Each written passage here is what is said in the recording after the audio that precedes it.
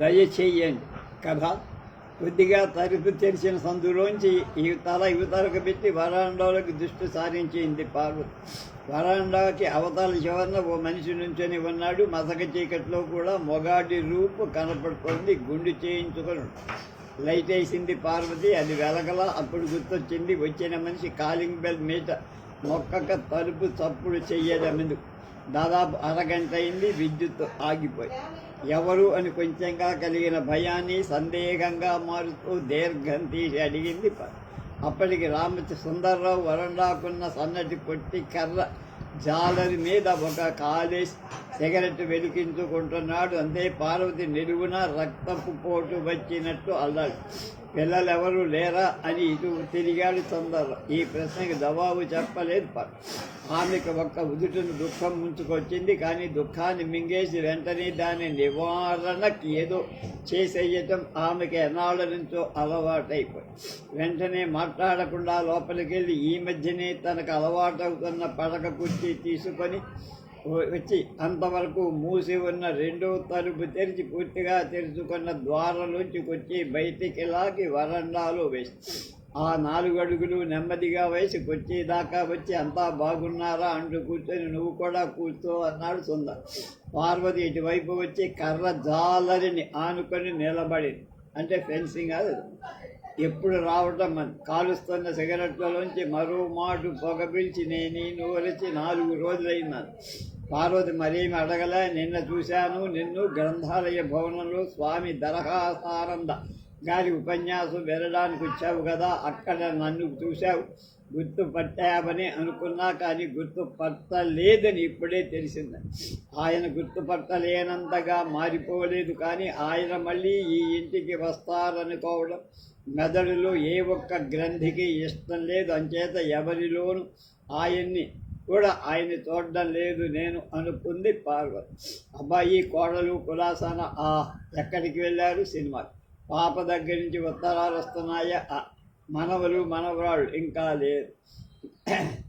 నువ్వు కూర్చున్నావు కాదు, నన్ను ఎప్పుడైనా కూర్చోనిచ్చారా అనుకుంది పాప. కూర్చోనిచ్చారు. పెళ్లిలోనూ పెళ్ళయిన ఆ కొత్తలోనూ ఏడాది కాపురం పూర్తవక్క ముందు కొడుకు 3వ ఏడాదికి వెళ్ళముందే కూతురు పుట్టారు. మరో ఏడాది గడిచేసి ఆయన వెళ్ళిపోయారు. ట్రాన్స్ఫర్ మీద. అంతే. అవాల్టి నుంచి ఇవాల్టి దాకా నేను కూర్చోలా నడుస్తూనే ఉన్నా.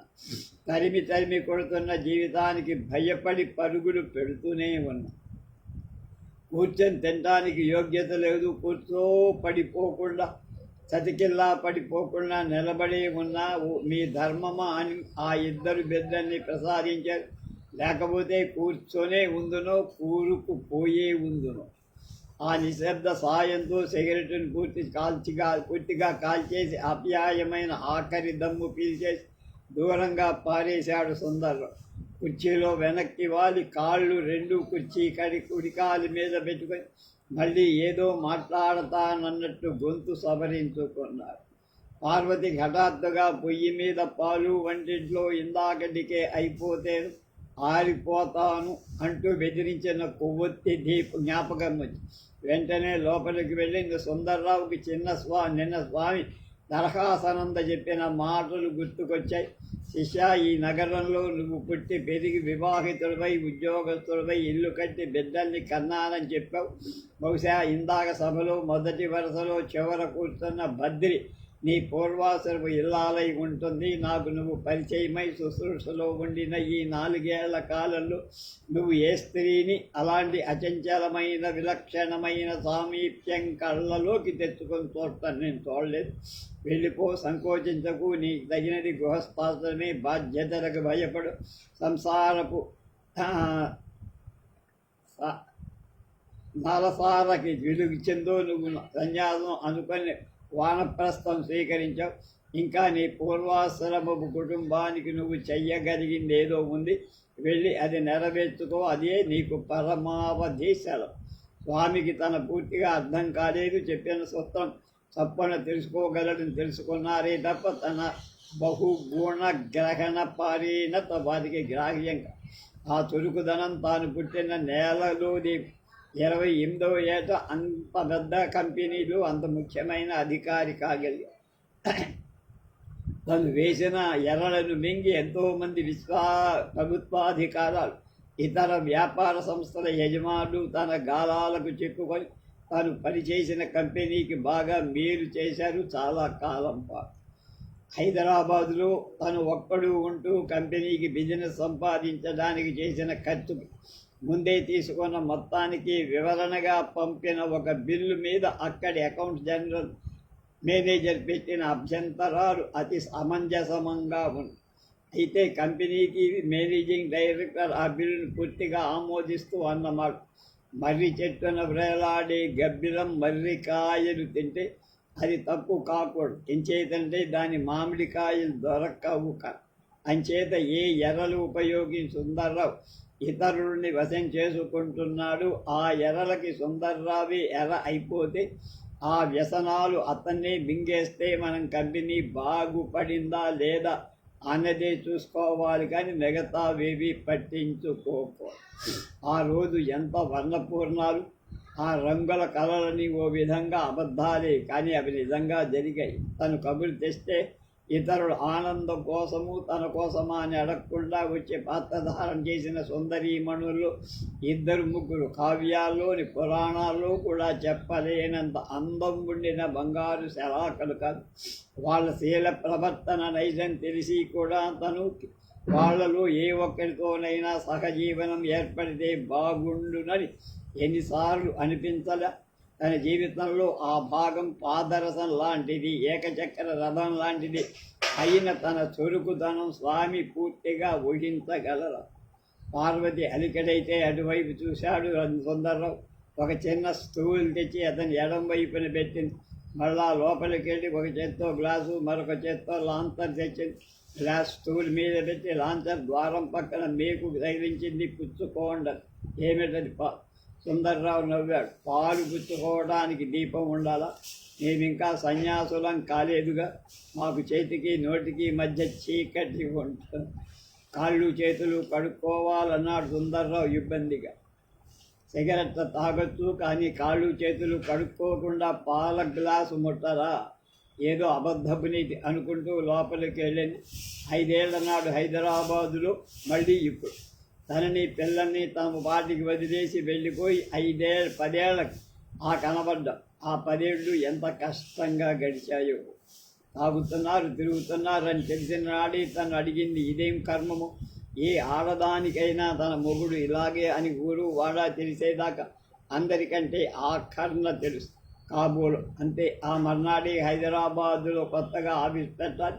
ఇవాళే ప్రయాణం అన్నారు. ఆ ప్రయాణమే ప్రయాణం. అటు వెళ్ళిన మనిషి మరి ఇటు రాదు. ఉత్తరాలకి సమాధానం లేదు. రమ్మని టెలిగ్రామ్ ఇస్తే ఫికర్ లేదు. నేనే వస్తున్నానని రాస్తే టెలిగ్రాములు ఇస్తే సరిగ్గా అదే రోజున క్యాంపు. నెలల వరకు రారని ఎవరో చెప్పరు. కొన్నాళ్ళు నెల ఎంత అని డబ్బు పంపించారు. ఇంకా 6 నెలలే ఎలా పంపుతాను సుమా అని సూచించారు ఒకసారి. ఆ 6 నెలల్లో చేసిన ఉద్యోగ ప్రయత్నాలే ఈ జీవితాన్ని రూపించారు. ఆ మౌనం అలా 10 ఏళ్ళు. పిల్లాడు గ్రాడ్యుయేట్ అయ్యాడు, ఉద్యోగం పొందాడు, పిల్ల వెదిగింది, పెళ్ళయింది హైదరాబాదులోనే. అల్లుడికి ఉద్యోగం. తొలిసారి పిల్లని అత్తారింటికి దిగబెట్టి వచ్చేస్తున్న రోజున హైదరాబాద్ స్టేషన్లో ఆ 10 ఏళ్ల తర్వాత మళ్ళీ కనపడు. ఉద్యోగం పోయింది. ఎవడో పాత పని చేస్తుడు ఈరోజు ప్రయాణం చేస్తాడని తెలిసి అతని దగ్గర కొంత డబ్బు తీసుకుందామని వచ్చినట్టుంది. స్టేషన్ అవతల మనిషి పార్వతి ఎక్కిన రైల్లోనే, అదే కంపార్ట్మెంట్లో ఆమెకు ఎదుటి బర్తులోనే ఉన్నాడు. ఈయన వచ్చి డబ్బు అడగగానే అతను అడిగా, చీ కుక్క, బ్రోకర్ వెధవ అంటూ తిట్టిపడేసి ఆ ప్రయాణానికి కొనుక్కున్న టికెట్ క్యాన్సిల్ చేయించు ఆయన్ని తీసుకొని ఒక హోటల్కి వెళ్ళింది పార్వతి. హోంలో ప్రవేశించాక ఏమిటండి ఈ ఘోర పరిస్థితి అంటూ కావలించుకొని ఏడవపోయి, స్నానం చేసి వస్తాను, అంతవరకు నన్ను ముట్టుకోవద్దన్నారు. దూరంగా జరిగిపో. కూర్చో అన్నాడు సుందర్రావు. నిండా నీళ్లతో తెచ్చిన చిన్న బాల్చి చెంబు అక్కడ 2వ మెట్టు మీద పెట్టింది. పార్వతి తువాలు చేతి మీద వేలాడేసుకుంది. అతని మాట విని ఇటు తిరిగి స్టూల్ మీద గ్లాసు కిందని దూరంగా పెట్టి ఉత్తరీయంతో స్టూల్ తొడుస్తున్నాడు సుందర్. కాళ్ళు కడుక్కుంటూ చూశాడు. పార్వతి స్టూల్ మీద కూర్చుంది. మోకాలి మీద మోచెయ్యి, అరిచేతిలో చుబుక. కళ్ళ చూడేమిటి చత్వారమే. చిన్న నవ్వొచ్చింది పార్వతి. చత్వారమే, ఒక ఆఫీసు, కాగితాలు చదవటం రాజటం ఉన్న చత్వారం దాకా తప్పుతుందా? బియ్యంలో రాళ్ళేరితేనే గుడ్డు గూటిలోకి వస్తున్నాయి. మెట్టెక్కొచ్చాడు సుందర్రావు. శోభ అందుకని ముందు చేతులు, తర్వాత కాళ్ళు తుడుచుకున్నాడు. ఒక వాటా ఇల్లు అద్దెకివ్వలేదా? ఇచ్చా. మేడ మీద గదులు 2 అవిని. వాళ్ళెవరూ కనబడలే. ఈ వాటాలో వాళ్ళు ఏదో ఊరు వెళ్ళారు. పెళ్ళి మేడ మీద హై స్కూల్ హెడ్ మిస్టర్ రాత్రి 8 గంటలకి భోంచేసి కానీ రాదు. మామూలుగా మాట్లాడేస్తుంది. ఇందాకున్న బెంకం లేదనుకున్నారు, కానీ పూర్తిగా క్షమిస్తుందని, మనస్ఫూర్తిగా స్వీకరిస్తుందని నమ్మకమేం లేదు. 10 ఏళ్ల పాటు కనిపించకుండా హైదరాబాద్లో ఉండిపోయినప్పుడు తిరిగి కలుసుకోగానే బేల అయిపోయింది.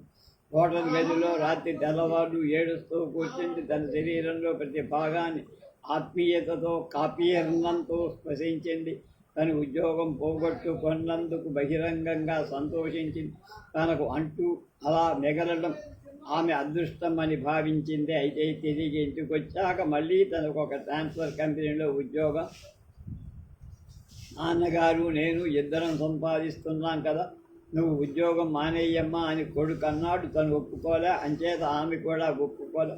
కానీ అప్పుడు ఆమె చూసిన చూపు అది రాముడి అక్షయ తూణీరం నుంచి వచ్చిన నారాయణాస్తమే కానీ మరోటి కాదు. అలా 1 నెల రోజులు గడిచాయని. ఆ సాయంకాలం సుందర్రావు తల్లి హఠాత్తుగా చనిపోయిందని తెలియక డ్యూటీ అయిపోయాక ఇంటికి రాకుండా ఎవరో మిత్రుడికో ఆ నెల్లాళ్ళకి మొదటిసారిగా ఒక బార్లో కాలక్షేపం చేస్తూ ఉండగా తన కోసం వెతికి అక్కడ పట్టుకొని ఇంటికి తీసుకువెళ్ళాడు. పార్వతితో ఏం చెప్పాడు? మర్నాడు ఉదయం తల్లికి తల కొలివి పెట్టడానికి ఇల్లు వదిలేదాకా పార్వతి తన వైపు చూడదు. తనతో అన్యాపదేశంగానైనా మాట్లాడు. అలాంటప్పుడు అట్నుంచి అలాగే అస్థి సంశయం చేసుకొని కాశీ వెళ్ళి గంగలో వాటిని నిమజ్జనం చేసి మరి రాకపోవడం తప్ప వేరే దారి ఏముంది? తను కాశీలో దీక్ష, హృషికేశలో నిష్ఠ, గజలో తపస్సు, పురిలో ధ్యాన, కంచిలో సన్యాసం. స్వామి దరహాసానంద శిష్య పాలు పుచ్చుకోవడానికి ముందు ఒక మంత్రం చదివాడు సుందరరావు. కొంచెం చల్లారి ఉన్నాయేమో గబగబా తాగి గట తాగా. నేను ధ్యానం చేసుకోవాలి, 2-3 గంటలు పడుతుంది, ఆ మూల వీలవుతుందా అని. పార్వతికేం తోతలా. ఆ క్షణంలో ఆయన ఓసారి చూసిపోదామని వచ్చారా, లేక కొన్నాళ్ళు శాశ్వతంగా ఒక చోట ఒక వృత్తిలో ఒక ప్రవృత్తిలో ఉండటం ఆయనకి ఎలాగూ అసాధ్యమే కాక ఇక్కడ ఉందామని వచ్చారు. ఏం రావటం విషయంలో, కొన్నాళ్ళు ఇక్కడ ఉండటం విషయంలో కొడుకు కోడలు ఏ అభిప్రాయంలోకి వస్తారు? ఇంట్లో అద్దెలకున్నవాడు, ఇరుగు పొరుగువాడు అంతా ఈయన్ని గురించి ఏమనుకుంటారు? ఏం అడుగుతారు? వాళ్ళకి ఏం చెప్పి వాళ్ళ నోరు మోయించాలి? నేను ఆ మూల ధ్యానం చేసుకోవచ్చా? పార్వతి మాట్లాడాల. లోపలికి ఎప్పుడో పూర్వులు జాగ్రత్త చేసిన లేడి చర్మం గోడకున్నందు పట్టిన దుమ్ము దులిపి తెచ్చి అక్కడ ఆ మూలని పరిచింది. ఇంకేమైనా కావాలా? సుందర్రావు తల అడ్డంగా ఆడించాడు. వెంటనే తొడుక్కున్న కమీజు, చుట్టబెట్టుకున్న గోడకట్టు పంచా విప్పాడు. సన్యాసులు కట్టుకునే కచ్చడం మాత్రం ఉంచుకున్నాడు. ఈ దీపం వద్దు, ఏ దీపం వద్దన్నాడు. జింక చర్మం మీద నిలబడి ముందు పశ్చిమంగా తిరిగి నమస్కారం చేసి మంత్రం చదివి అదైపోయాక పద్మాసనం వేసి కూర్చొని రాత్రి 10 గంటలైంది. రమణ, విజయ, శిక్షాదికి లోపలికి వచ్చారు. వరండాలు ఆ మూలని ఒక అజానుబాహువైన పురుషుడు దేవమానవ దృశ్యమైన వస్త్రంలో శీర్షాసనలు ఉండడాన్ని ముందుగా చూసింది విజయ. నోటికి మాట ఏది రాల. ఒక వేలితో చూపించి రమణకి దగ్గరగా ఎవరక్కడా అని గట్టిగా అడిగాడు. సమాధానం లేకపోవడం చూసి కాలింగ్ బెల్ మీట నొక్కాడు. పార్వతి తలుపు తెరిచి హడావిడిగా లోపలికి వెళ్ళి వరండా మీద వెలిగే దీపం మీద నొక్కబోతే పార్వతి అతన్ని ఆపేసింది. మీ నాన్నగారు. అది తక్కువ స్వరం. కొడుకు కళ్ళలోకి నిర్లిప్తంగా చూస్తూ ఇదో కొత్త అవతారం కాబోడు, మళ్ళీ ఏ మొహం పెట్టుకొని అదే పార్వతి కొడుకు నోరు తన చేత్తో మూసేయి. నువ్వు కూడా మగవాడివే నాయన, నీకు ఆ హక్కులన్నీ ఉన్నాయి. తాగినా తిరిగినా ఆనందం అయిపోయాక ఇంటికి చేరుకో. అలా కాకుండా వైరాగ్యం పుట్టింది. సన్యాసంలో కలిసిపోయి కూడా అక్కడ విసుగనిపిస్తే అప్పుడు కూడా మళ్ళీ ఇంటికి చేరుకో. ఒకసారి ఇల్లు విడిచిన మంచుకో చెడ్డకో వెళ్ళిపోయిన ఆడదైతే మాత్రం మళ్ళీ ఆ గడప తొక్కడానికి వీలుండదు. మొగాడికి తన ఇంటికి తాను చేరుకోవడానికి ఎప్పుడు హక్కు. ఆ హక్కు తీసేయటానికి ఎవరికి హక్కు లేదు అంది పార్వతి శాంత. కొడుకుని కోడల్ని మార్చి చూసి జిజే తల వంచుకుంది. రమణ తీవ్రంగా ఏదో అనబోయిన వాడిలా పెదలు విప్పి ఒకసారి గాలి పోస్తారు.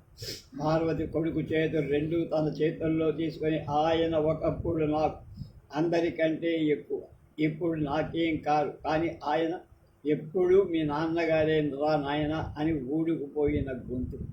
రమణ బోధపడిందల్లా ఒకటి, ఈ ఇల్లు ఇంకా ఆయన పేరు మోస్తున్నది. తర్వాత కథ త్రివర్ణ చిత్రం. సరళాదేవి రిష్టి మార్చి చూసుకుంది. 10:30. వర్షం అలా పడుతూనే ఉంది. తెరిపి లేకుండా వెధవ వర్షం అని పైకి విసుక్కుంది. రామకోటి ఆమెను గమనించకుండా బల్ల మీద చతురంగ బలాలు పేరుస్తున్నాడు. మరో ఆట వేద్దామంటావా అంది సరళాదేవి ఆవలిస్తూ చిటికేస్తూ. ఆయన వచ్చే వరకు ఆడుతానన్నావుగా, నీ ఇష్టం, పోయి పండుకుంటానంటే నాదేం లేదని. రామకోటి ఆమె వెళ్ళిపోవడం తనకిష్టం లేదని తెలియదు. వరండాలో కుర్చీలో కూర్చున్నాడు రామకోటి. సరళాదేవి టేబుల్ పొడవైన ఒక కుర్చీ వెడల్పు మరొకటి. టేబుల్ మీద చతురంగ బలాలు యుద్ధానికి సిద్ధం. ఆయన ఇంకా ఎప్పుడొస్తారు? ఊరంతా నిద్రపోయింది, కానీ ఇంకా ఇంటికి చేరడానికి వేళ కుదరల అని పైకే అనుకొని రామకోటి కళ్ళల్లోకి చూసి మాదా అని యాదాలాపంగా బంట్లు తోసింది. సరళాదేవి మరుక్షణం ఆమె దృష్టి గేటు వైపు. అక్కడ ఇంకా ఎవరు వచ్చిన అలికిడి లేదు. సరళాదేవి ఆనందరావు భార్య, అతని అడ్వకేట్. రామకోటి 6 నెలల క్రితం ఇన్కమ్ ట్యాక్స్ ఆఫీసర్. ఇంతకు ముందు ఉండే ఆఫీసరు ఇదే ఇంట్లో ఈ కింది వాటాలు ఉండేవాడు. ఆయన వెళ్ళిన తర్వాత 15 రోజులకు రామకోటి ఊరొచ్చాడు. ఆ 15 రోజుల్లోనూ అందరూ ఇంటి వాళ్ళతో మాట్లాడి తను మేడ మీద వాటాలోంచి కింది వాటాలోకి మారిపోయాడు. మేడ మీద వాటా అయినా సరే నాకు అభ్యంతరం లేదని రామకోటి ఇల్లు చూసుకున్నాడు. చేరాడు. మర్నాడు బుద్ధునే అతనికి దగ్గరుండి నేమ్ బోర్డు కొట్టిస్తూ ఉండగా సరళాదేవి అటొచ్చి అతన్ని గుర్తుపట్టి, హలో రామకోటి, నువ్వా? ఈ ఇన్కమ్ ట్యాక్స్ ఆఫీసరా అంది. భలే, ఎంత విచిత్రం అన్నది. ముఖమంతా ఆశ్చర్యం, ఆనందం, నవ్వు చేస్తూ కడుపు నిండా వచ్చిన సంతోషం రామకోటి కూడా ముఖం నిండా కనబడ్డాడు. అరే మీరా, ఈ కింది వాటాలో ఉంది ఆనందరావు, బిఏ అంటే పరధ్యానంగా ఎవరో అనుకుంటున్నాను. Just wonderful. ఆనందరావు ఈ ఊళ్ళో ప్రాక్టీస్ తెచ్చాడా? బందర్లో బాగా లేదని ఇక్కడికి వచ్చేసాంగా 5 ఏళ్ళు. ఆనందరావు రామకోటి సరళ ఒక కాలేజీలోనే చదివారు. అందరికీ తెలుసు. అందరూ తెలియడమే కాదు, అంతా తెలుసు. రామకోటి ఆ రోజుల్లో సరళని కోరాడు, ప్రేమించాడు, ఆరాధించాడు. తీర్చిదిద్దిన బొమ్మలా ఉండేది సరళ. అంతేకాదు చూసిన వాళ్ళందరినీ విర్రెక్కిచ్చేంత చలాకీ, దూకు. ఇంకొంచెం అయితే ఎబ్బెట్టుగా ఉంటుందన్నంతగా సౌందర్య ప్రదర్శన చేశాయి. బట్ట కట్టడంలో, గుట్టు పెట్టడంలో, జుట్టు దువ్వుకోవడంలో సరళాదేవి ఖరీదు. నడవడంలో, నవ్వడంలో, పరిగెత్తడంలో, పడిపోతుందేమో చూద్దాం అనిపించే జనాన్ని నిలబెట్టేయడంలో సరళాదేవి పద్ధతే. ఆమెని అనుకరిద్దామని ఆడపిల్లలు, అనుసరిద్దామని మగపిల్లలు ఊరేవారు. అది అప్పటి మాట. అప్పటి సరళ. ఇప్పటి సరళలో ఒక్క కళైనా కనబడుతుందేమో అని వెతుకుతున్నాడు రాము. ఇప్పుడైతే మటుకే సరళ అప్పటికంటే ఎక్కువ నిండుతనం ప్రదర్శిస్తూ, అప్పటికంటే ఎక్కువ ఆదరం చూపిస్తూ, అప్పటికంటే ఎక్కువ అందంగా కనిపిస్తుంది. ఈ నిండుతనంలో, ఆదరణలో ఆత్మ సౌందర్యం బాగా ఎక్కువగా అనిపించింది. పరిణతి పొందిన ఆనందానుభవం సరళ. అప్పుడేదో అజ్ఞానంలో అడిగితే అవును కాదు అనలేక ఇప్పుడు ఏమనుకుంటుందో సరళ. రామకోటి ఆమె కళ్ళల్లోకి చూశాడు. అవి అస్పష్టంగా ఇటు అటు కదిలే. ఎటో వేసి వెతికి చూసి ఎక్కడా ఆమె లేదని గ్రహించినట్టు మళ్ళీ ఈటొచ్చాయి. కవి చూపు ఎంత బాగా. రామకోటి ఆమె కళ్ళల్లోకి చూశాడు. అవి అస్పష్టంగా అటు ఇటు కదిలాయి. ఎటో ఎటో చూసి వెతికి ఎక్కడా ఏమీ లేదని గ్రహించిన మళ్ళీ ఇటొచ్చాయి కళ్ళ చూపు. ఏంటో అదోలా ఉన్నావు సరళ, ఏంలా అనవసరంగా నవ్వింది సార్. అతను రాలేదనేగా, వస్తాడే ఇందేం కొత్త. సరళ నవ్వుకుంది. ఏదో ఓదార్పు చెప్పాలని చెబుతున్నాడు రాంకోట్. అంతే, అదొక ఫార్మాలిటీ. ఆడదాని మొగుడు ఎవడో రక్షణ ఉండాలి, రక్షణ దొరుకుతుందిలే అనే అభయం ఇవ్వడం సిల్లీ ఫార్మాలిటీ. కానీ ఫార్మాలిటీస్ దాటగలిగిన స్నేహం తమ. ఆ మాటకొస్తే అన్ని అవరోధాలు అతిక్రమించగల అనుబంధం, మొగ్గలోనే తుంపేసిన మూడే చిగురించగల ఆనందానుబంధం, అమృతం అనంతవది. ఆది అనుభవంతో ఆరిపోయేదిగా.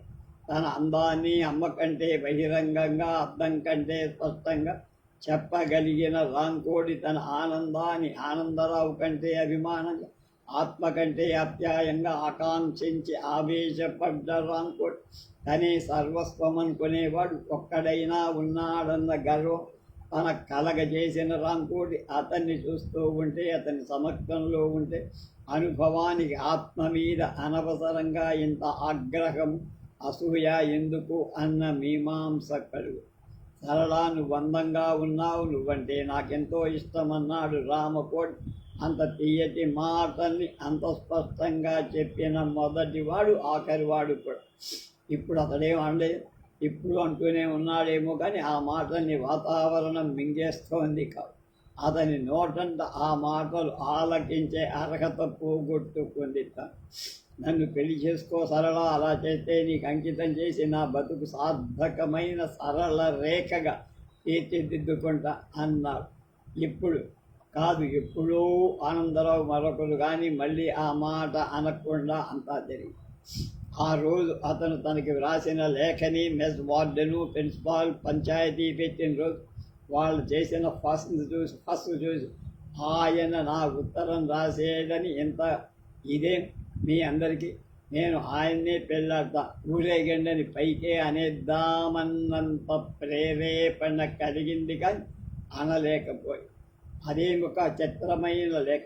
పెళ్లినే పెక్కుపారులు పెద్దగా ఉదహరించిన ప్రేమ, ఆస్తులు అవకాశాలు వర్ణించాడు. తండ్రికొక్కడే కొడుకు, ఒక్క తల్లి కాదు, పెద్దమ్మకు, చనిపోయిన సబతి తల్లికి, ముగ్గురు తల్లులకు ముత్తట పంటైన ముద్దు కలిగినింటి వారి గారాబు పట్టి ఏం చేసినా సహించడమే కాక మెచ్చుకోవటం నేర్చిన పెద్ద, చురుకుదనంతో జ్ఞానంతో ఆకట్టుకున్న స్నేహితులు, ఉపాధ్యాయులు. చూడు సరళ, ఇది నా ప్రపంచం, నా చుట్టూ మనుషులు ఇంతలాంటి దేవత, వీళ్ళని బట్టి నన్ను తెలుసుకోగల. ఈ జనంలోకి, ఈ మనస్సులోకి నీలాంటి సుందరి సుమత్ గృహలక్ష్మిగా, రాణిగా ఉంటే తప్ప నిండుతనం రాదు. నీ వైపు ఏమాత్రమైనా దురదృష్టం, అనుమానం, సందేహం ఉంటే ఎంత పెద్దవైనా సరే, ఎంత మొండివైనా సరే వెంటనే తెలియజేయి. దాటడానికి మార్గం, పోని తప్పించుకోవడానికి తరుణోపాయం చూసి తెలియచేస్తా. ఇందులో ఒక అక్షరం అబద్ధం లేదని. ఏదో ఉద్రేకంలో, తాత్కాలిక ఉల్లాసంలో అర్ధరాత్రి పూట అరకపు టీ కొట్టేసి అప్పటికప్పుడు తెచ్చుకున్న ఆవేశంలో రాసిన బాపతు కాదు. అంతా ఫీల్ అన్నిటికీ సిద్ధమై వ్రాశానండి అన్న. ఆనాడు ప్రిన్సిపాల్ గారు, కొందరు లెక్చరర్లు అతన్ని నిలబెట్టి సంజాయిషే డిస్మిస్ మంది మెస్ వార్డ్. 42 ఆ జన్మ బ్రహ్మచారి, 10 మెస్ సర్వీసులో 1001 ప్రేమ లేఖలు, ఒక్కటి కూడా తనది కాకపోయనే అన్న కసి వెళ్ళగడు.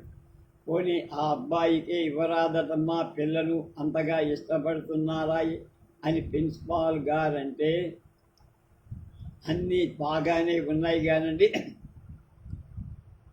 కోవట్ల అబ్బాయికి ఎట్లా ఇవ్వనండి అమ్మాయిని, కమ్మోరంతా నా మీద గుయ్యరు అమ్మ. ఆదరణాతిరేకంతో తండ్రి గారు లేకపోవడంతో అదృష్టమనిపించిన అమ్మ కళ్ళు కనబడ్డది. ఇళ్ళలోకి తెచ్చి లాలించింది. కన్నవారు కానీ, ఉన్నవారు కానీ కని విని ఎరక్కపోయినా కళ్యాణం కాదు, కాలేజీయే కావాలన్న కనక్కరించిన కనదు. కాకూడని సమయంలో కరుగ్గా అయిపోయింది. అతన్ని పెళ్ళాడతానమ్మా, కులం గోత్రం కూడు పెడతాయా, కులం పాడు అనలేకపోయిందిట. పోనీ ఇంకో విధంగా అతనితో చెప్పాలనిపించినా అంత మర్యాద మనిషికి ఇంత హీనమైన సలహా ఇవ్వడమా అనిపించి, ముగ్ధత్వం వదలని వాడు ముఖమాటం ఎలా వదులుతుంది? అలా జరుగుతాయి పెళ్ళి. 20 ఏళ్ళకి చేసిన బాల్య వివాహమే తని. ఆ సరళిని చూస్తూ ఇప్పుడు మనసు నవ్వుతున్న చిరునవ్వును దాచుకుంటూ ఏవైనా వాక్యాలు నోరు జారి వస్తాయేమో అని బెదిరిపోతూ రామకోటి వైపు దొంగతనంగా చూసింది సరళ. ఆనందరావు ఆమెను పెళ్ళాడాడు. లా పూర్తి చేసుకొని అప్రెంటిస్షిప్ కోసం బందరు వచ్చిన ఆనందరావు, రామకోటి కలిసి ఒక ఇల్లు అద్దెకి తీసుకున్నారు. సరళను చూసి రామకోటి కథంతా తెలుసుకొని, కులం ఒక్కటి నీ డిస్క్వాలిఫికేషన్ అయితే ఆ అమ్మాయిని నీ చేసుకోవాల్సిందే, అన్ని విలువలు ఉన్న మనిషిపైకి పోనీయటానికి వీల్లేదు అన్న. తర్వాత కూడా రామకోటి వాళ్ళింట్లోనే ఉన్నాడు. ట్రయో కలిసి వెలబడేవాడు. ఎక్కడ చూసినా కాఫీ హోటల్లో, పార్కుల్లో, షాపుల్లో, రోడ్ల మీద ముగ్గురు కలిసే కనబడి జనానికి ముక్కు మీద వేళ్ళు, చెవుల మీద చేతులు వేయించాడు.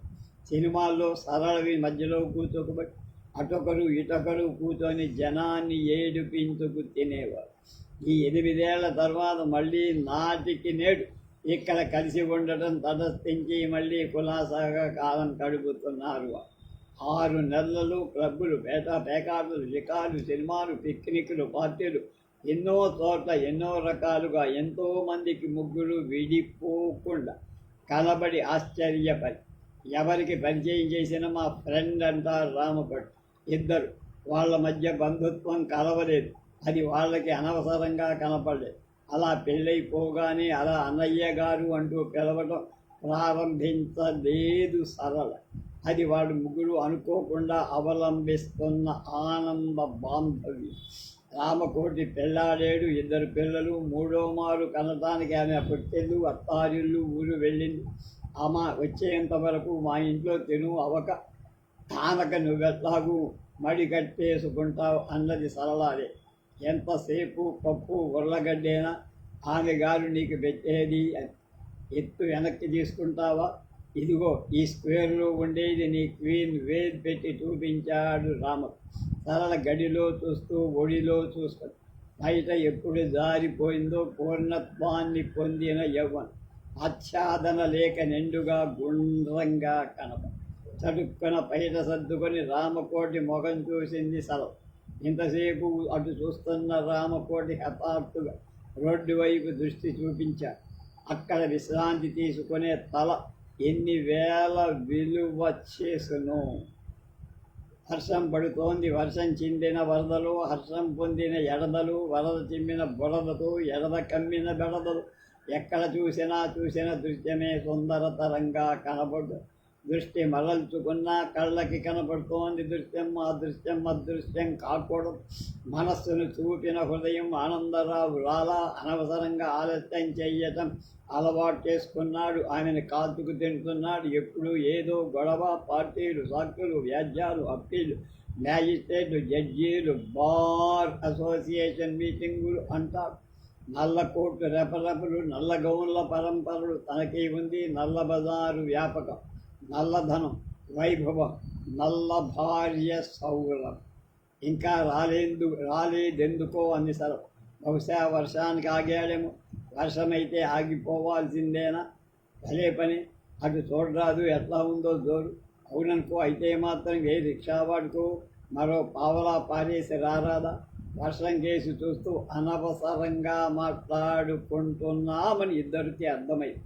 ఒక్క నిమిషం మౌనంగా ఒకరి ముఖం ఒకడు చూస్తూ కూర్చుండిపోయారు. ఆ సమయంలో వాళ్ళ మనస్సుల్లో ఏం భావాలు కదిలాయో చెప్పడం కష్టం. హఠాత్తుగా మెరుపు మెరిసింది. పెద్దగా ఊరు.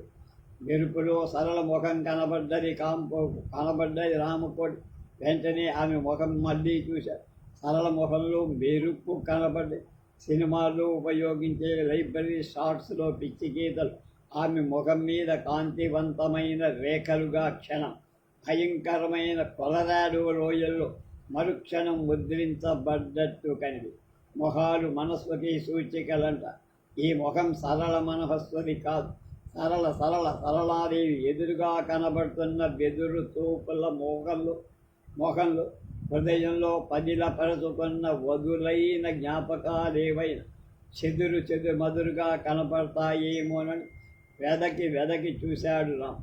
కానీ మరు నిమిషంలోనే అది తనని కుదురుగా కూర్చోనివ్వనని తెలిసి అదిరిపడ్డా. ఆ జ్ఞాపకాలు బరువైన అడుగులతో ఎద మీద నృత్యం చేస్తాయి. అతను అలా చూస్తూనే ఉన్నాడు. సరళాదేవి 3 సార్లు చూపు నేల మీదికి మళ్ళీ 3 సార్లు అతని ముఖంలోకి చూస్తూ కూర్చు. మళ్ళీ రామకోటి మెరుపు చూశాడు. సరళాదేవి అటు చూడ. ఇంకా నేను నాళ్ళేనబ్బా అన్నది. గురం చప్పుడుతో బలం కలిగిన బలగల తొలగమైపోయింది. అతను మళ్ళీ ఇటు చూసేసరికి ఆట మధ్యలో సమాప్తమైనంత విచారంగా, అరే కలిపేశావా ఏం సిల్లీగా నవ్వింది సరళాది. నీ ప్రాబ్లంకి నేను సొల్యూషన్ చూపిద్దామనుకున్నా. మొన్న ఆ రష్యా ఛాంపియన్లు లేదు, వాడికి పెట్టాంటి ప్రాబ్లమే వచ్చింది. సండే హిందూలో కామెంట్ చూశారు. నాకు ప్రాబ్లము లేదు, నీ సొల్యూషన్ అక్కర్లేదంది సార్. అతని వంకరగా చూస్తూ మిస్చీవస్గా నవ్వుతూ శ్లేషించానులేవోయ్ అన్నది. అబ్బా అదేం సరళ అలా మాట్లాడతావు, నేనేమన్నానని అన్నట్టు నిర్దోషి మోహం పెట్టి మాట్లాడకుండా కూర్చున్నాడు రామ్కోట్. సరళ పక్క నవ్వింది. నేను మాత్రమేమన్నాను అన్నట్టు తేల్చేస్తూ చదరంగం బలం భరిణలో చూస్తా. వీధిలో కారాగింది. గేటు తెరుచుకొని ఓ అబ్బాయి ఆనందరావుని గొడుగులో వరండా మెట్ల దాకా తెచ్చి విడిచాడు. పొద్దున 4ంటికే వస్తానుండో అని వెళ్ళాడు. ఓకే అని వరండా ఎక్కాడు ఆనందం. జేబులోంచి రుమాల తీశాడు. నెత్తి తుడుచుకొని మొగంలో చిన్న నవ్వు తెచ్చుకొని ఓసారి ఇద్దరి వైపు చూశాడు. దర్జాగా నిలబడి ఎట్లా అయితేనే ఇంటికి చేరారే అంది సరళ కసిగా. చేరినట్టే, లేకుంటే కొంప మునిగేదే చైల్డిష్గా నవ్వుతూ అన్నాడు ఆనంద.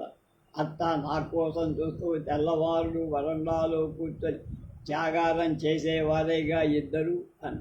ఇంతకీ ఏం చేస్తున్నారు 2 సేపు?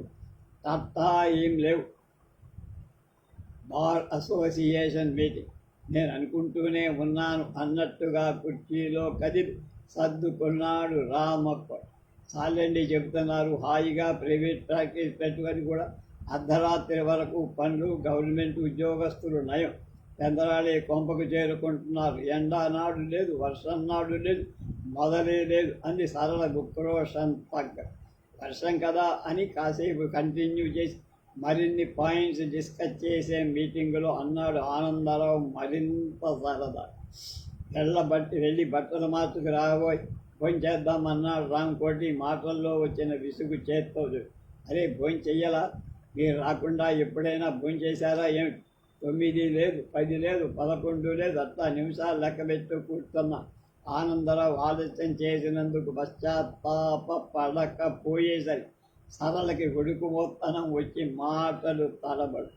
ఆనందరావు ఈలేసుకుంటూ లోపలికి వెళ్ళాడు. సరళ చదరంగం బలంలో ఆఖరు ప్లాన్లు 2సారో 3 ఉంటే అవి బలంలో పోసి మూత పెట్టేసి రామకోటి వైపు చూసి అతను ఆమె చూపి నుంచి తప్పించుకొని వాచి వైపు చూసి రాని ఆవలింత కోసం సరళ తను కూడా అనుకోకుండా వాచి కేసు చూసింది.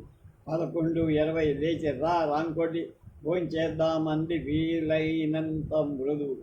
వెనక్కి తిరిగి ఇంట్లోకి వెళ్ళిపోయింది. నడుస్తున్నప్పుడు నాట్యం చేసే ఆమె జడ వైపు, నడుం వైపు, పెరుదల వైపు చూస్తూ స్తబ్దుగా మత్తుగా కూర్చుండిపోయాడు రామకోటి. గది ద్వారం వరకు వెళ్ళి సరళాదేవి గిరుక్కన వెనక్కి తిరిగి చూసింది. ఏదో తెలుసుకుందామన్నట్టు. రాంకోటి ఇంకా అలానే చూస్తున్నారు. ముగ్గురు భోంచేస్తున్నారు. ఆనందరావు టేబుల్కి వెడల్పు వైపు ఒకడు కూర్చున్నాడు. సరళ రామకోటి టేబుల్ పొడుగు వైపు ఎదురుగా కూర్చున్నారు. ఆనందరావు తీరుబాటుగా దర్జాగా ఆకలిగా తింటూ కోర్టులో అడిగిన ధోరణిలో 2 వైపులా ఉన్న ఇద్దరినీ ప్రశ్నలు అడుగుతూ కాలక్షేపం చేస్తాడు. సో నువ్వెన్ని గంటలకు వచ్చావు ఇంటికి? 7:00. క్లబ్కు పోలేదా? పోలా. అప్పటికే చిరుకులు వస్తున్నాయి, ఇక కబ్బు లేదు పాడు లేదు. అతను వచ్చే వరకు నువ్వేం చేశావు? ఏముంది మహా చెయ్యటానికి? వంట పూర్తి చేసుకొని రేడియో పెట్టు కూర్చున్నా. ఇంతలోకే అతను రా. ఇంతకీ నేను రాకపోతే చదరంగం మార్చుకున్నారా ఇద్దరు? అట్లా ఏం లేదు. 8:30కేమో రాంకోటి మెట్టు దిగి వచ్చాడు. ఫోన్ చేస్తాడేమో అని వడ్డించబోయా. మీరు రాలేదని తను తినన్నాడు. ఎవడో పార్టీ వచ్చి ఆఫీసులో పెద్ద సీన్ క్రియేట్ అయ్యి చేశాడంటూ అదంతా చెప్పుకొచ్చాడు. ఆ మీన చదరంగం వేసుకున్నామని జవాబు చెబుతూ సరళాదేవి రామకోటి వైపు చూసి ఏమంతే కదా అని అతన్ని సంప్రదించినట్టుంది ఆ చూపులో సందర్భం. చదరంగం వేద్దామని ఎవరికి తట్టింది అన్నాడు. ఎలా కోళంగా నవ్వుతూ వాళ్ళిద్దరూ అలా ముఖాలు చూసుకుంటున్నారని. ఏమిటి నీ క్రాస్ ఎగ్జామినేషన్ చస్తున్నామన్నాడు రాముకు. అది కాదు ఆనందరావు విశాలంగా. వర్షం ఉరుములు మెరుపులు భయంకరంగా ఉంది. నేనేమో నిష్కారణంగా అక్కడ చిక్కుపడిపోయా.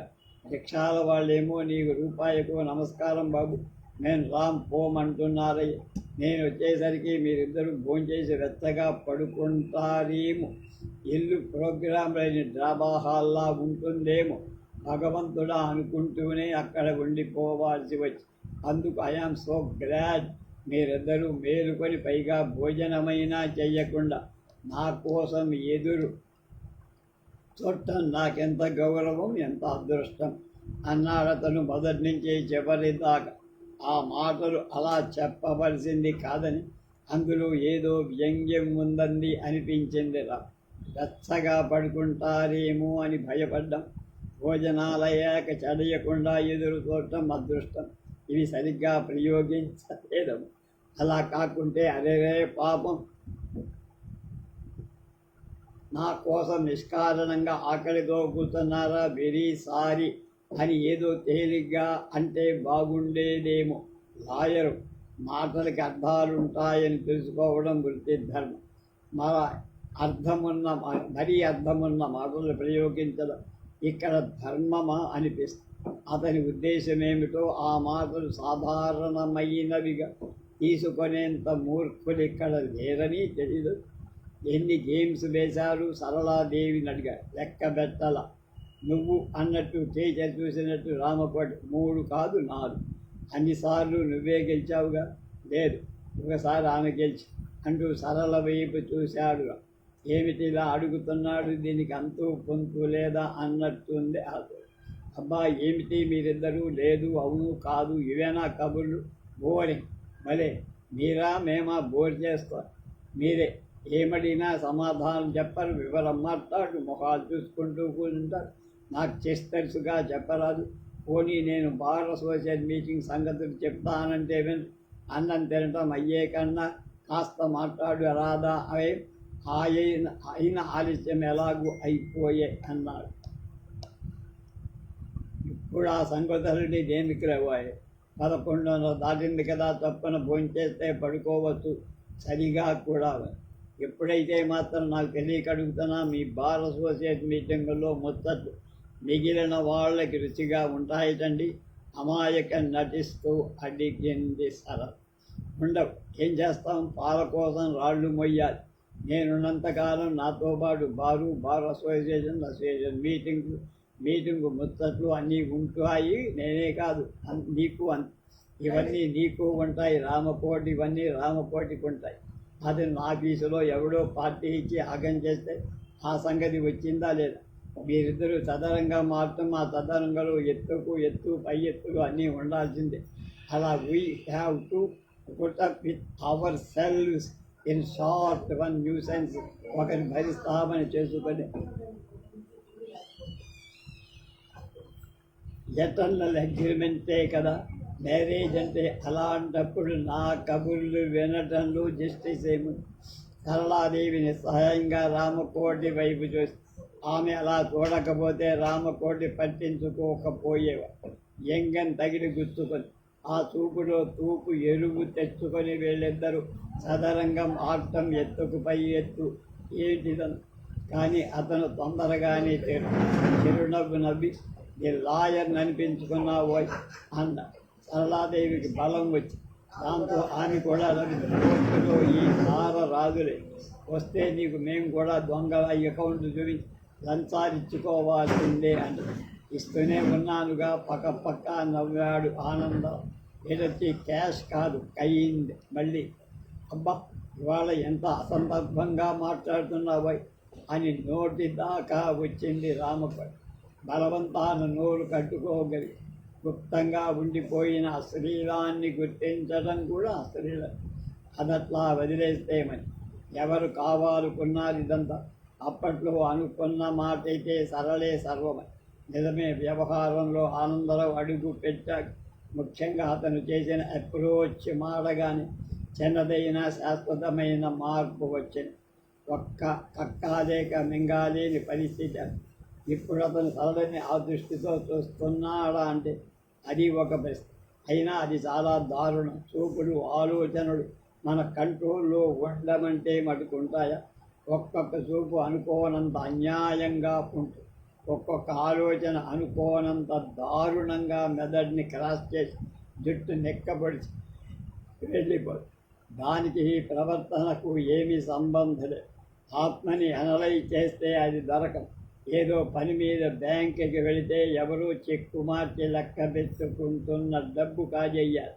ఎవరినో రిసీవ్ చేసుకోవడానికి రైలు స్టేషన్కి వెళితే ప్లాట్ఫారం మీద కనబడ్డ అందమైన అమ్మాయిని లేపదీసుకుపోవాలి. అర్ధరాత్రి పూట భార్య పట్ల అన్యాయంగా ప్రవర్తిస్తున్న మగమేనా ఎర్రగ గొడుగాయన్ని అప్పటికప్పుడు గోడ పగలగొట్టి చితక్కొడదాం. ఎక్కడో ఒక తోట ఏదో ఒక దారుణమైన ఆలోచన రగులుతూనే. మాటలు అనువదించి చెప్పడమనే ప్రక్రియ లేకుండా ఆలోచన నిజస్వరూపంలో బయటపడ్డ సంభవమైతే ప్రపంచంలో ఎంత మంచి మన్నన మిగులుతాయా? అనేకం అనుకుంటాం, ఒకటైనా చేయగలమా? చేయడం వరకు ఎందుకు చెబుతామా?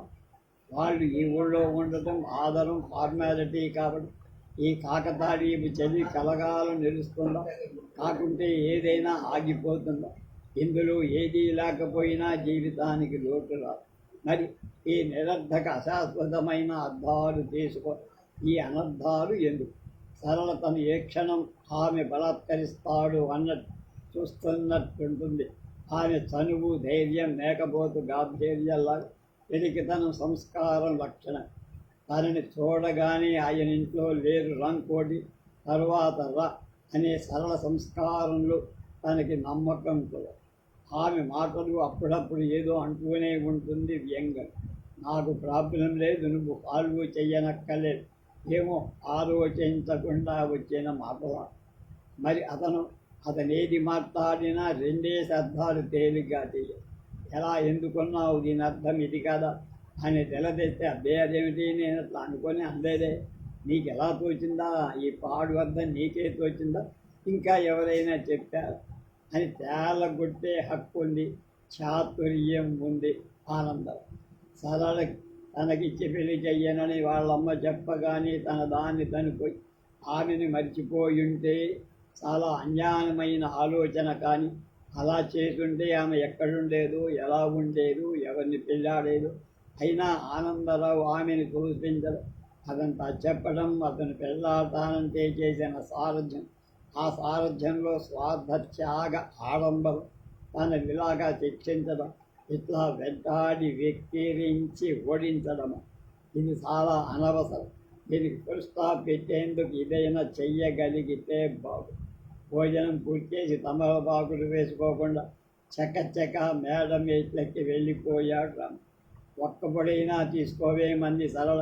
హాలు దాకా వచ్చి అతను వినిపించుకునే కూడా వెనక్కి జరగదు. ఒక్కపొడేం కర్మ, కిళ్ళి వేయిద్దాం ఉండు, మనకి అతనితో పనుందన్నాడు ఆనందరావు. ఆమె వెనక్కి హాల్లో. సరళ అతని ముఖంలోకి చూసి వంకి ఉన్న కోటు జేబులోంచి ఓ పొట్లాన్ని తీసి 3 కిళ్ళీలు తీశాడు స్వామి.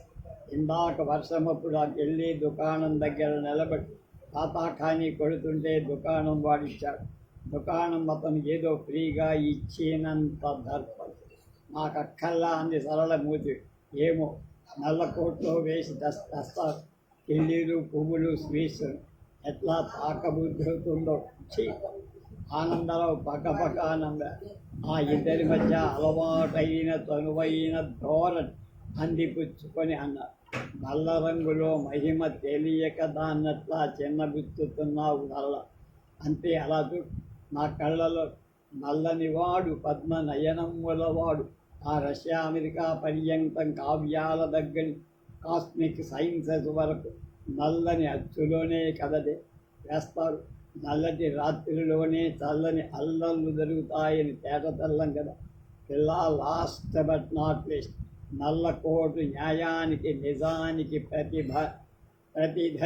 ప్రతినిధి అని తెల్లవాడి ఒప్పుకొని ఫిక్స్ చేశాడు. ధోరణిలో చనువు మెత్తదనం సరళని స్వాధీనపరచుకో. ఆమె కళ్ళ నిండా ఆహ్లాదం నింపు. నోరు నిండుగా తెరచి ఆనందరావు పిల్లి చుట్టూ ఉన్న కాగితాన్ని సుతారంగా ఆలస్యంగా తెరుస్తూ ఆమె నోటిని సాధ్యమైనంతసేపు తెరిపి ఉంచినట్టు ఆ చర్య ద్వారా వ్యక్తం చేసి తర్వాతను పిల్లి మళ్ళీ నోటిలో స్వయంగా ఉంచాడు. ఊరించి నోరు తెరిపించి ఉంచినందుకు కసితో లటుక్కున అతని వేలు కాటేయబోయింది. ఆనందరావు తెలివిగా చటుక్కునలాగాడు. పద, నీ ఫ్రెండ్ నిద్రపోతాడో ఏమో, అతనితో పనుంది నాకు అన్నాడు. ఆమె నడుము మీద చెయ్యేసి లాక్క. నేను కూడా ఎందుకులే, మీరు వెళ్ళండి. ఊళ్ళో పందాన్ని నిశరాత్రి వరకు ఒక్కళ్ళు చక్కబెట్టుకొస్తారు, కానీ మా ఫ్రెండ్ దగ్గర ఇంత పని పడేసరికేమో నే కావాలి అని గురిపించి వెనక్కి బరువు వేసింది సర. కొనిపోయేపటి నుంచి ఊళ్ళో పనులకు కూడా నువ్వు సాయం వస్తే పోలా అంటూ మరి కొంచెం బలవంతో ఆమె నెత్తుకుపోయాడు ఆనందరావు. వాళ్ళిద్దరూ వెళ్ళేసరికి రామకోటి మంచం మీద పడుకున్నాడు. టేబుల్ లైట్ వేసుకొని నిద్ర కోసం ఏదో మ్యాగజైన్ చూస్తున్నాడు. వాళ్ళని చూడగానే మంచం నుంచి లేచి కూర్చొని ట్యూబ్ లైట్ ఇచ్చేశాడు. ఆనందరావు పిల్లి ఇచ్చాడు. థ్యాంక్స్ అని నోట్లో వేసి కూర్చోండి అన్నట్లుగా కుర్చీ సోఫా కూర్చోవడం కాదు, నువ్వే లేచి రావాలి. ఆ రాజమ్మ గారి ట్రంకు పెట్టాడు. లేదర్ భోషాణాలు కింద పసారాలు పెట్టాలి. ఇప్పుడా? పొద్దున పెట్టరాదా? లేదు, ఇప్పుడే. ఇంతకు ముందు నన్ను కారులో డ్రాప్ చేసి వెళ్ళాడుగా అతను, రాజమ్మ గారు అబ్బాయి. పొద్దున 4 గంటలకు లారీ తీసుకువస్తాట. అప్పుడు మళ్ళీ నువ్వు నిద్ర లేపడం తెలియదు. ఎట్లాగూ ఇప్పుడే కింద పసారాలో పెట్టేస్తామా? పొద్దుట వాడు లారీకి ఎత్తుకుపోతా. రాజమ్మ గారు ఇంటి ఓనర్ 2 భోషాలను తీసి ట్రంకు పెట్టాడు. పూర్వం ఆనందరావు మేడ మీది మాటలో ఉండే రోజులు అతని కస్టడీలో ఉంచి బరువు ఎవరైనా మేడ మీద వాటాకు వచ్చాక అంతగా తీయొచ్చంటే అప్పుడే తీయొచ్చులే అని ఉంచేసిన పెట్టి ఆ వాటాలోకి రామకోటి రావడాన్ని, అంతగా ఖాళీ చేయాల్సిన ఒత్తిడి లేకపోవటాన్ని అక్కడ విడిచిపెట్టి సరే ముగ్గురు మధ్య గదిలోకి వెళ్ళారు. పెద్దల మీదేవో చిల్లర వస్తువులుంటే తీశాడు. వెంటనే పక్కనున్న హ్యాండిల్స్ పట్టుకొని పెట్టే ఎత్తడానికి ప్రయత్నించాడు. మొదనష్టం పెట్టే ఆ రాజమ్మ కంటే బరువుగా ఉంది. ఏం సగ్గయ్య అన్న. రామకోటి నవ్వాడు. ఆమె కూడా ఒకసారి ఎత్తుకు చూసా ఉన్నట్టుంది. ఆమెను ఎత్తుకొని చూడాల్సిందే కానీ ఆమె యామందుందోనని ఊరుకున్న ఆనందరావు సరళకేసినది. అట్లా ఊరికే చూస్తూ నించోకపోతే ఓ చెయ్యరాదు. ఎందుకులే ఉండు. రామకోటి అవతలి గొళ్ళెం పట్టుకొని ఎత్తి ఇప్పుడు లేపన్నారు. ఇందులో ఏం పెట్టిందబ్బా, ఎంత బరువుంది అన్నాడు ఆనంద్. 4 అడుగులు నడిచారు. అబ్బా, నా చేతులు నొస్తున్నాయి, ఉండు దించు కాస్త. అరచేతులు 2 ఒకదాంతో ఒకటి రాసుకుంటూ నోటితో ఊదుకుంటూ అబ్బా ఎట్లా కందినయ్యో అన్నాడు ఆనంద్. అదే పూర్వకాలంలో అయితేనా అన్నాడు సరళ కేసి. సరళ నవ్వుకుంటూ అన్నది, నాథా మీ సుకుమార హస్తంబులు నొత్తుతున్నవా? అయ్యో, ఈ పాపిష్టి కన్నులతో ఎట్టి విపత్కర దృశ్యం చూడవలసి వచ్చే ఈ సమయంబన ఉపయోగపడిన ఈ తెల్లించే ఎలా కాల్చన హత ఆగా నాకు ఐడియా తట్టిందన్నాడా. ఇక్కడే ఉండండి, చరచరా కిందకి. రామకోటి సరళాదేవి అతను వెళ్తున్న వైపుకి క్షణకాలం ఆశ్చర్యపడుతున్నట్లు. వెంటనే ఒకరి కళ్ళల్లో ఒకళ్ళు చూసుకొని వెంటనే చూపుళ్ళు మళ్ళీ 15 సెకండ్లు గడిచాయి. ఎక్కడో గడియారం 12 గంటలు కొడుతుంది. ఉలిక్కి పడ్డారనుకో. అనవసరంగా అర్ధరాత్రి 12 కావడం. అప్పుడు మెలకుగా ఉండం, విశేషించి ఏకాంతంగా ఉండి వారిద్దరికీ ఇదివరకు ఎప్పుడూ జరగకపోలేదు కానీ ఇందులో ఏం ప్రత్యేకత లేనట్టు గుర్తించే చైతన్యం ఒక్కరికీ కాదు. మళ్ళీ ఇద్దరు మొహాలు. సరళాదేవి తన వైపు చూడగానే భోజనం దగ్గర ఆనందరావు ఆడిన మాటలు జ్ఞాపకం. వాటిని గురించి ఆమెతో చర్చిద్దామన్న ప్రేరణకు, కానీ అది మంచిది కాదన్న నిశ్చయాన్ని కూడా వెంటనే వచ్చాయి. ఎంతైనా వాళ్ళిద్దరూ ఒకటి తనువే. హరించడమే సభ్యత. నీచమైన భావాన్ని మనసులో చర్చించడం కంటే బహిరంగ చర్చించడమే ఎక్కువ నీచం. ఆ సంగతి గుర్తించి భయపడి అతడు బొమ్మలా నిలబడిపోయిపారు. రామకోటి ఎలా నుంచోవడం చూసి సరళ ఏమీ తోతందాలో అయిపోయింది. ఓసారి ఆ పెట్టె హ్యాండిల్లో చెయ్యి ఎత్తబోయింది. పెట్టె కదా, అబ్బా ఏం దాచిందో ఇందులో అని. ఆమె బయట చెంగు బిగించుకోవడం, ఒంగోవడం దగ్గర నుంచి హ్యాండిల్లో చెయ్యి తెయ్యడం వరకు అన్నీ చూసి ఆమె విడుస్తున్న నిట్టూర్పు దగ్గర నుంచి అన్న మాట వరకు అంతా విని కూడా సమాధానం చెప్పక్కర్లేదన్నట్టు ముందు నుంచున్నాడు. ఒకసారి ఆమె వైపు చూసి వెంటనే ఇద్దరి మధ్య నిర్జీవమైన శక్తివంతంగా పడున్న ఆ పెట్టె వైపు చూశాడు. తామిద్దరూ అంత నిశ్శబ్దంగా ఉండాల్సిన పరిస్థితిగా అప్పుడు ఇప్పుడు కూడా. కానీ నేనేదో జరగరానిది జరిగిన తన్మూలంగా అనే ప్రతి మాట అశ్లీలమైపోతుందేమో అన్నట్టు ఇద్దరు సంకోచిస్తూ ఉండడం అతన్ని చాలా దుఃఖపెట్టింది. అంతలా నేరం లేని శిక్షకెవరు అంగీకరించారు. సరళాదేవికి ఏం తోదల. ఆమె రెండో పెట్టె దగ్గరికి వెళ్ళింది. అది ఎత్తుదామో ఉద్దేశం తెలిసి చప్పుడైంది. ఆనందరావు కాళ్ళు గొంతు చప్పుడు చేసుకుంటూ ఎవరో పిలుస్తున్నట్టు వచ్చేస్తున్నా అంటూ వచ్చి అలా ఎందుకు గొడవ చేసుకుంటూ రావడం. అతను లేని ఈ ఒక్క నిమిషంలో మనం ఇద్దరం ఏమన్నా అన్నట్టు సరళాది అతి గొడవనైనా భరించగలం కానీ నీ చూపు భరించలేనట్లుగా భయంగా చూస్తూ చీర చెంగు చేతుల్లో జోరుగా మెలిచిద్దు. అట్లా రెలిచి తెరడించెరడు మెలితిప్పుకోరు ఫ్రెండు పూర్వకాలంలో 3 చీరలట్లా అని సరళాదేవిని వేళాకోళం చేసి ఆనందరావు ఇదిగో రాంకోటి ఈ గుడ్డ చేతికి చుట్టుకుని ఇది నీకు నాకు అని 2 చూసిన తుండు గుడ్డలు తెచ్చాడు. అవి వంచాడు. ఇద్దరు గుడ్డలు చేతులు కట్టుకున్నాక పనికి తేలి మెట్ల చివరి దాకా దిగేసిన తర్వాత అమ్మయ్య అన్నాడు ఆనందరావు. అదే చావుచ్చి పడిందే నీ దొంప తెగ. రెండో పెట్టె ఇంకా కొంచెం ఎక్కువ బరువే. ఈసారి ఆనందరావు ముందుగా దిగుతున్నాడు మెట్లు. పాత పగలుంటే భలే తెచ్చుకోవచ్చుదే ఈ పెట్టెలతో. ఏముంది ఈ మెట్లు టర్నింగ్ తిరిగిన దగ్గర కాస్త వెనక హ్యాండిల్ వదిలిపెట్టేది. దెబ్బతో అన్నాడు ఆనందరావు నవ్వు. జాగ్రత్త సుమారంకోటి, టర్నింగ్ దగ్గరకు వస్తున్నా. హ్యాండిల్ వదిలిపెట్టావంటే ఇంకేలా ఒక్కసారి అడ్డు తీరిపోవాల్సింది. అంత సులువుగా ఎలా తీరిపోతాయి అడ్డు? అవతల నా పెళ్ళాము అనుకున్నాడు రాంకోటి. అనుకోకూడేది.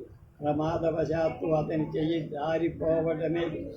పెట్టె ధర్మని ఆనందరావు మీదికి తోడి మోకాళ్ళ మీద అంచు బరువుగా అనుకొని ఆ దెబ్బకు చతికిళ్ళ పడ్డా. కూర్చున్న మనిషి మీద పెట్టె బరువంతా అనుకోగా తట్టుకోలేక కింద మెట్టు మీద, తర్వాత మెట్టు మీద, ఆ తర్వాత మెట్టు మీద, దాని తర్వాత మెట్టు మీదకి అలా ఉరిగి జరిగిపోవడం.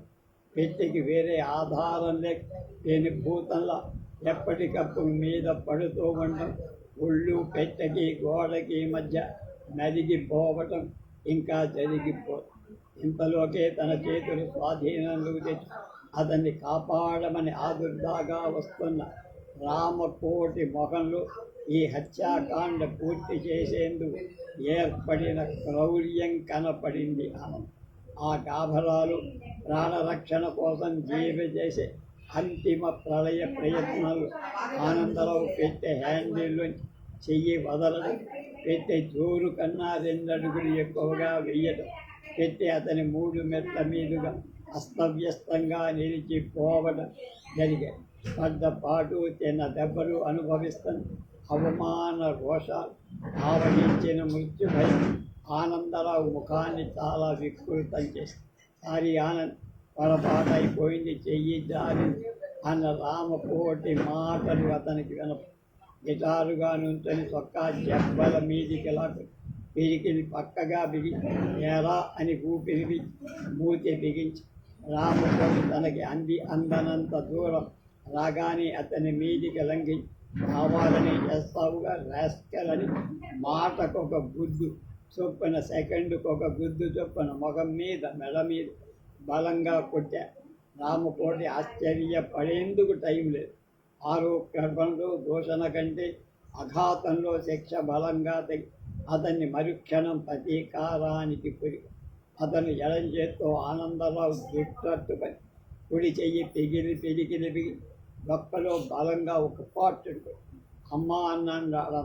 అవకాశం కోస్తున్నావురా ఇడియట్ అని అతను మళ్ళీ రామకోటి వీపు మీద నెత్తి మీద 2 గుద్దులు. రామకోటి కిందపడి మళ్ళీ లేచి 2 చేతులు కలిపి వాలీబాల్ ఆడినట్ల బాధసాగి నిర్ఘాంతపడి చూస్తున్న సరళ చూస్తా నమ్మలేనంత చిత్రంగా అసహ్యంగా కూచి మేడ వసారాలు పెట్టగోడ పక్కన ఒక క్షణం అలాగే చకచకా మెట్లు దిగి వచ్చేలో ఆమెకు ఘోరున ఏడుపు. అమ్మో, ఇద్దరూ బలిస్తూ ఆరోగ్యవంతులు పొట్టేళ్లలా ఢీకొంటున్నారు. వాళ్ళని ఆపటం ఎవరు కదా. ఈ మధ్యకి వెళ్తే ప్రాణాలు పోతాయి. పోతే పోని చేస్తూ సరళ వాళ్ళిద్దరూ మళ్ళీ తలపడే వేళ ఇద్దరి మధ్య ఇరుకొని 2 చేతులు భారత ఇద్దరినీ కౌగలించు. బాబోయ్ ఆపండి, నేను చచ్చిపోతా అని పెద్ద కేక పెట్టింది ఏడుస్తుంది. ఆనందరావు ఇక తట్టుకోలేని నీరసంతో ఆమె మీద ఒరిగాడు. రామకోటికి తెలివచ్చి త్రిభుజం మీద బిందువులు ఒక్క తోట కలుసుకున్నాయి. 180 డిగ్రీల 360 అయ్యాయి. అక్కడున్నది ఒక్క ఆడది. ఆమె భర్త, ఆమె మాజీ ప్రేమికుడు కాదు. ఆమె స్పర్శలో తల్లి, చెల్లి, పిల్ల ఒక్కసారి చూపడి ఆత్మ చేసిన పరాభవాగ్నిలో అతడు దగ్ధమై పశ్చాత్తాప తేజస్సులో పునఃప్రభవించాడు. వెంటనే ఆమెని హత్యలు హృదయ పరిస్పంగంలోంచి తప్పించి ఏ సరళ అన్నాడు మెత్త. సరళ అనుమానంగా చూసి అంతలోనే నమ్మకం తెచ్చి మరుక్షణంలో అతను ఆనందరావుని ఎత్తుకొని మోసుకొని పడగదిలోకి తీసుకుపోయాడు. సరళ కంగారుగా అతన్ని అనుసరించి రామకోటిని ఉద్దేశించి తిట్లు కృతజ్ఞతా వాక్యాలు ఆమె గొంతులు కలగా పులంగా గుర్రమని ఒక్కటి బయటికి రా. మంచం మీద పడుకోబెట్టాడు. ఎత్తకి మెట్లకి గోడకు మధ్యపడి నలిగిపోయి గీరిపోయి అతని చర్మాన్ని భాగాన్ని చేత్తో నిమిరాడు. ప్రసవిస్తున్న రక్త బిందువుని అరిచేత్తో తుడిచాడు. క్షణంలో సగం వైపు సరళ వైపు చూసి దూది అయోడిన్ ఉండాలి తెలుసా అన్నారు. సరళకి జవాబు చెప్పడానికి కూడా తోదల. అక్కడ నీ చేతుల్లో ఈయన వదిలినే వెళ్తానా అని మూర్ఖంగా క్షణకాలం అలాంటి భావం కలిగినందుకు సిగ్గుపడి రామకోటికి ఇదంతా తెలుసా అన్నట్టు అతని కళ్ళల్లో భయంగా ఆందోళనగా చూసి రామకోటి పైజమా జీబులోంచి రుమాలు తీశాడు. చించేతుగా పట్టుకున్నాడు. కుక్కలుగా చించుతాడని స్ఫురించగానే తన చీర వైపు చూసుకుంది. క్షణకాలం ఆమె కొద్దిసేపటి క్రితం తాను ఆడిన మాటలు వృధాగా జ్ఞాపకం. అశుభం సూచించానేమో అని అనుమానం కలిగి ఇంతకీ సరైన సమరంలో చీర చించి గాయాలు కట్టేందుకు ఉపయోగించలేకపోతున్నాని అని చెన్నబుడు. ఇదేమిటి నీరసం అని అవహేళన చేసుకో. చివరికి ఆ అనవసర ప్రసంగం మీద అంతకంటే అనవసరమైన ఈ సంఘర్షణని అసహ్యం వేసి తన మీద తనకే విసుగుపడి ఆ విసుగులో చిరాకుబడి అలమారు దగ్గరకి తలుపు తెరిచి బాక్సులో దూది అయోడిన్ పొడకాటి గాయాలన్నీ ఓపికగా తెరిచి ఒక్కొక్క దానికే శక్తిగా అయోడిన్ పూశాడు. ఒళ్ళంతా నొప్పులుగా ఉంది. మధ్య మధ్య తడుముకుంటూ సిగ్గుపడ్డాడు. అయినా చేసేదేం లేదు. ముఖం పగల కొట్టాడు ఆనందం. కళ్ళ కింద చర్మం పొంగి కళ్ళకే కనపడకుండా పోతుంది. అది చూస్తే అలా అనుకుంటే కళ్ళల్లో నీళ్లు తుడుచుకోవడానికి కూడా టైం లేదు. వ్యవధి కన్నా సమయం కాని సమయం. ఆనందరావు గాయాలని అయిపోగానే మాట్లాడకుండా బయటకు వచ్చేశాడు. అతను ఏమైనా చెబుతాడేమో, అతనికి ఏమైనా చెప్పాలు ఏమో ముఖ్యంగా అతని దెబ్బల మాట ఏమైనా చూడాలేమో అని సందేహంగా, అనుమానంగా, ఆశగా అతని వైపు చూస్తూ అతని ప్రతి చర్యని గమనిస్తూ అలా నుంచుండిపోయింది సరళ. చివరికి అతనికి మాట్లాడకనే వెళ్ళిపోయేసరికి చిన్నబుచ్చు, అవును, నా అంత వ్యర్థురాలి కోసం సాగు దెబ్బలు కొట్టు ఇంకా అనన్ని మనగాళ్ళిద్దరూ ఏం గౌరవిస్తారని మరుక్షణంలో ఈ ఆత్మ నిందకు ఎంతో ఖేదపడి మేడ మెట్ల దగ్గరకు వచ్చాడు రామకోటి. 3వ మెట్టుకి 4వ మెట్టుకి మధ్య రెండింటి మీద ఆ బరువైన ట్రంకు పెట్టి అడ్డంగా అస్తవ్యస్తంగా పడి దాన్నలా వదిలి తన దాన్ని పోలేకపోయాడు.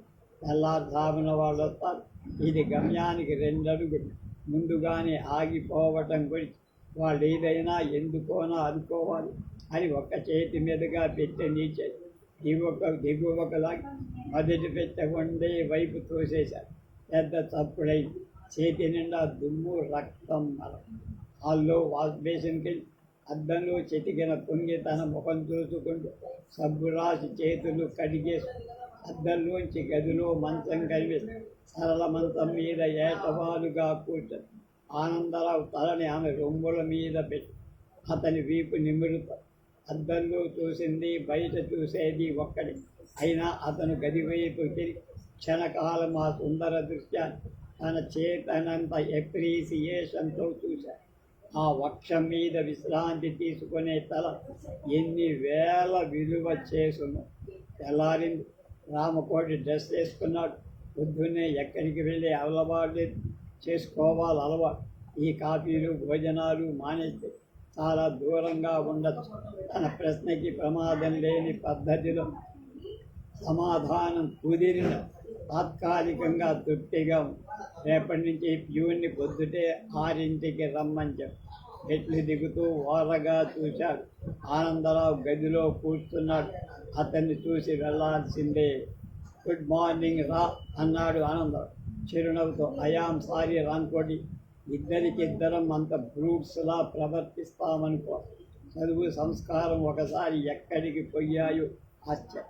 రామకోడి 2 ట్రక్కులు నెత్తిమించి దిగినంత రిలీఫ్ పొందాడు. అతని ముఖం నవ్వుతోంది. అంటే ఆ మాత్రం పోట్లాడే శక్తి కూడా ప్రాక్టీస్ ఉండాలేమో. చాలే, థ్యాంక్స్ బాయ్. రాత్రి చాలా కష్టపడ్డారు ఈ గాయాల కోసం. మళ్ళీ శ్లేషాచి ఈ తన వ్యాధేనేమో. ఒకవేళ రామకోటిలో నో మెన్షన్ చెప్పడం మర్చిపోయారు.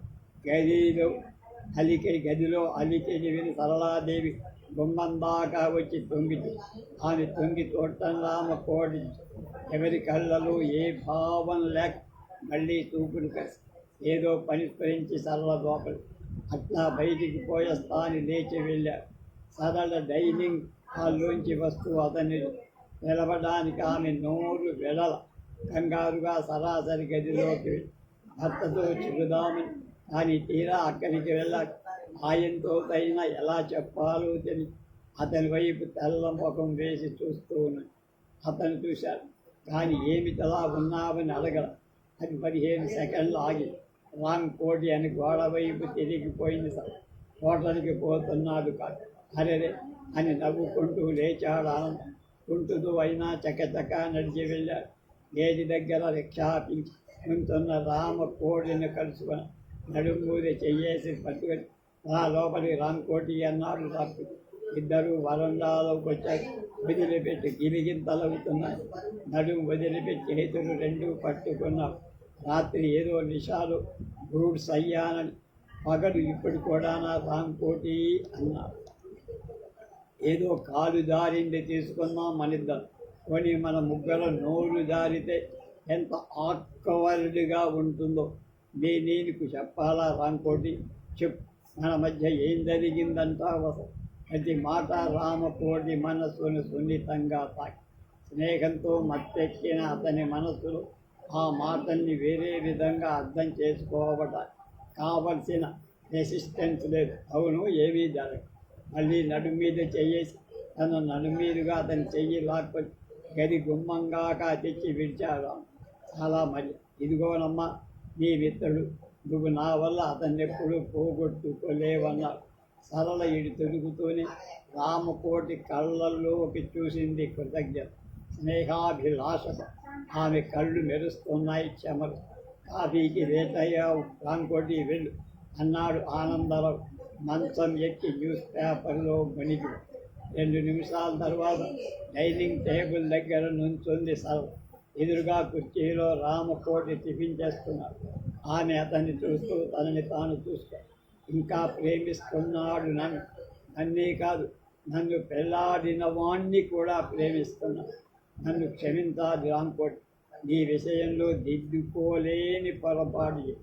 రాత్రి నీకు జరిగిన అన్యాయాన్ని, నీ మీద పడ్డ ఆరోపణని మరచి మళ్ళీ ఈ జన్మలో నన్ను నీ మనసులో పెట్టుకుంటావనుకోల. నిన్ను పోగొట్టుకోవడానికి నాకెన్నడూ బలం చాలు. నన్ను వదిలిపెట్టి పోకూడదు రాంకోటి. హఠాత్తుగా రాంకోటి తలెత్తి చూశాడు. తను అనుకున్న నిజమే.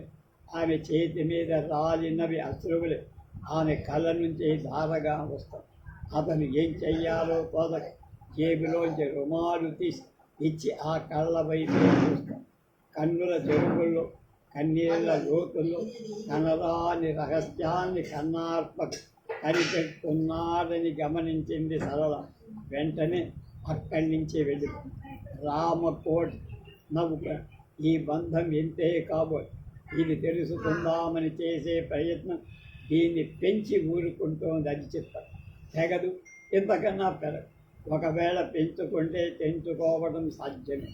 ఈ తెంచుకోవడం దీంట్లో ఏది మంచో ఎంచుకోవడం తెలియదు. లోకల దృష్టిలో ఏమిటో తన అనుబంధం అన్న జిజ్ఞాస ఉండేది. తామేమిటో తమకి తెలిసిపోయిన నిజానికి అది ఇప్పటి వరకు తెలియలే. సామాన్యంలో సమున్నతమైన సంస్కారం. ముగ్గురికి స్నేహమే ఆహారం, స్నేహమే వ్యసనం. రంగురంగుల స్నేహం ముగ్గురిలో ప్రతి ఒక్కరికి.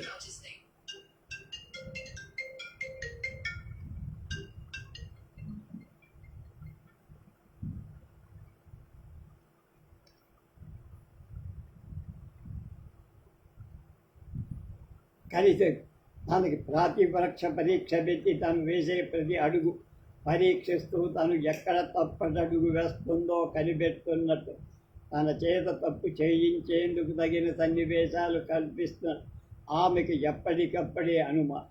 ఇద్దరి వైపు భయంగా సందేహంగా తోడకుండా ఒక్క సమాధానం చెప్పదు, ఒక్క అడుగు వెయ్యదు. తన మాట చెప్పని అక్కలు ఎర్ర వేసి లాగుతున్నట్టుంటుంది ఎకాయి. వాళ్ళకేం హాయిగా పెళ్ళయ్యారు, వాళ్ళు తప్పే చెయ్యరు. వాళ్ళకి ప్రేమలో థ్రిల్ తగ్గి తన చేత తప్పు చేయించటానికి, దాంతో ఆనందం పొందటానికి ప్రయత్నిస్తున్నట్టే. ప్రతిరోజు పరీక్ష, ప్రతి నవ్వు, ప్రతి మాట ఎరే.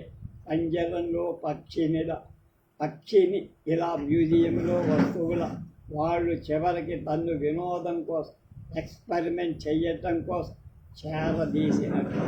కానీ ఈ అవకాశాల మధ్య, నీతి అవినీతుల పరీక్షల మధ్య ఏదో సృష్టికెల్లా తీయనిది స్నేహం. వర్ణాల మైత్రి మాధుర్యం కలకాలం కలిసి ఉన్నందుకు గర్వకారణం ఉన్నట్టు. అది తెంచుకోవటం మంచిదే కానీ సులభం కాదు. ఒకవేళ సులభమే అయితే మంచిది కాదు. ఈ త్రివర్ణ చిత్రం శాశ్వతంగా చెరగక నిలవాల్సిందే అన్నది ఇది త్రివర్ణ చిత్రం కథ. రేపు ఇట్లు మీ విధేయుడు, ఈ శీర్షికకు పేరే దానికి. ఆ కథ మన రేపు తెలుసుకుందాం.